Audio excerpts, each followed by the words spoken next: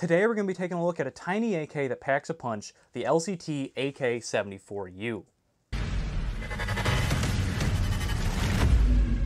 What's up Airsofters, my name is Lane and welcome back to the BB Warrior. We're here to help you have a better time both on and off the airsoft field. And if you enjoy the videos we do here, the informative and educational content, well, I'd love it if you joined our community by hitting that subscribe button down below, and while you're at it, make sure to hit that bell icon next to it for updates when we post brand new videos every single Friday here on the channel. Now, the first thing that I would like to talk about with this airsoft gun, because it's one of those things that I always heard was, what set LCT apart was the external quality. And truthfully, it was one of those things that I was really curious to see if the hype was real. And I'm proud to say it absolutely is. This gun, in my opinion, is overbuilt. The steel that they use for the body, the wood that they use for the handguard is all excellent. It is a very high quality, it has an amazing fit and finish, and there is zero wobble on this gun. From the triangle stock all the way up to the wooden handguard, there's absolutely zero wobble that you'll have to worry about, and that's one of those things that I was kind of afraid of when buying this particular one, because in my experience, most of these triangle stocks always have a little bit, a couple degrees of wobble back and forth, but this just doesn't move whatsoever. Everything on this airsoft gun just feels fantastic. Even the fire selector is, in all honesty, kind of hard to move, and it does lock into place on every single selector piece that you want to go with. Overall, I just think that, the externals on this gun are fantastic, and I see why so many people have always raved about that on LCT airsoft guns. However, you might be asking, well, Lane, what's the performance of this airsoft gun like? What's it like under the hood? Because that's honestly what really matters about an airsoft gun, and you're completely right. I'm happy to say that this airsoft gun shoots pretty well. It shoots a lot better than some of the other competitors I've seen in the AK market. Now, we'll talk about the FPS in a minute because I have an issue with that, but this gun with 2.8s is an absolute tack driver. I can hit someone with 2.8s consistently at 175 feet, and I have done nothing to modify this airsoft gun. I haven't changed the barrel, the hop-up, anything in the gearbox.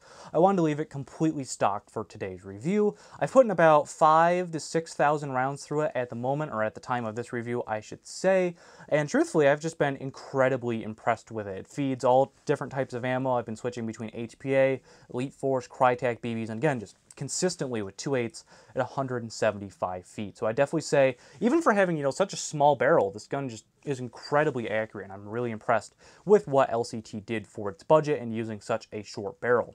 Now, I did want to talk about the FPS, like I mentioned earlier. This gun, for being a small gun, you think this would be like a CQB ready AK. It shoots 415 with .2s. That's the equivalency of about 1.6 joules for those of you who don't use FPS. Now, the issue with that is most fields here in America are 400 with .2s, or 1.5, 1.53 with joules.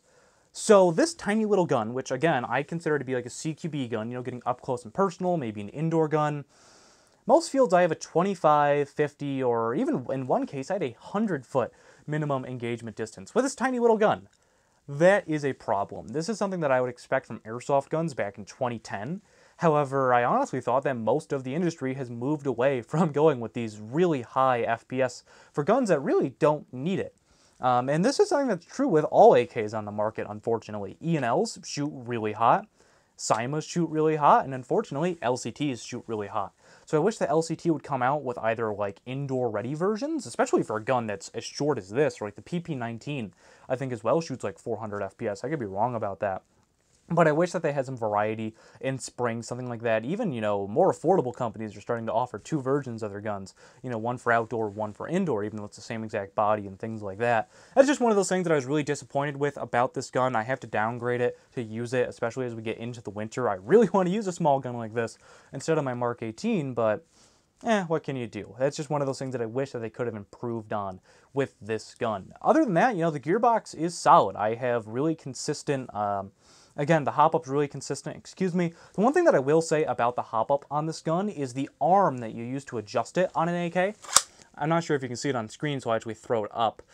It's plastic, and that causes a issue because when I'm trying to adjust the hop-up, it bends when I'm trying to stick my fingers in there while I'm shooting, and that's just something that I'm worried that it's going to break or it's just going to unadjust itself when I let go, things like that. I wish that they'd switch over to using a metal hop-up arm. I hope that's the right term for it, because it wouldn't be that much more expensive. It's probably like a 15-cent part. and it's something that I think that would just overall improve this gun. But otherwise, the gearbox is rock solid. The only thing that I would recommend changing out on this gun is, maybe putting in a little bit higher torque motor so they can really take advantage when you're using semi-automatic. I almost always use semi-automatic. I almost never use full. So I just wish that was something that they improved on there. But I will say, despite the fact that I do have some problems with this airsoft gun, if you're looking for an AK out of the box that is going to shoot fantastically, that you don't need to worry about upgrades, this is absolutely the gun for you. While it does shoot a little hot, I'm sure once I put another 10,000 rounds for this, the FPS is probably going to go down about 15.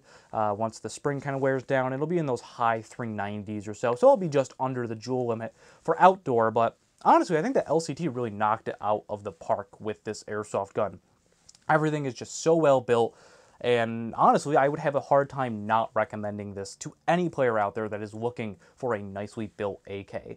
One thing that I do want to touch on real quick, while this is seen as more of a problem with M4s, I want to talk about magazine compatibility.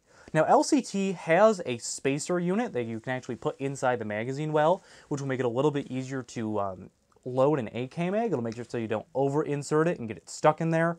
I haven't been using that because I kind of didn't want to have a crutch, admittedly, but I will say without that, feeding some magazines has been an issue.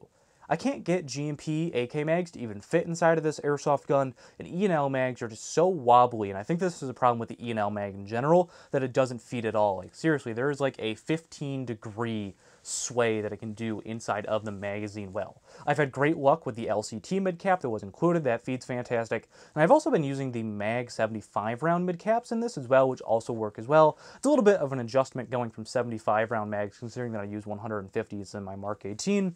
But overall, yeah, I think that while this gun does have some, some small issues, some things that I think that could be corrected very easily by LCT, this is still the best AK on the market. And if LCT was to make those very small corrections to this, make some adjustments to the guns that they put out, I honestly think that they would have a neck-and-neck rival against Crytek or the VFC Avalons. So if you're looking for an AK, I cannot recommend this enough. LCT makes a ton of different models besides the 74U. They have 74Ms, they have 105s, 104s, some other non-impression AKs, Romanian AKs. There's just so much variety that you can do with this. Overall, it's just a fantastic gun. So now that I'm done with the review, now that I don't need to be running this stock, I'm going to be throwing in a Gate Titan, a higher torque motor, reducing the FPS on it, and I'm going to turn this into a CQB beast. I'm going to be loading it up with Zenetco, but all of that is going to be for a future video. I really hope that you guys enjoyed today's review of the LCT Ak74U. I have had a blast with this airsoft gun. It's really made me appreciate the AK platform as a whole.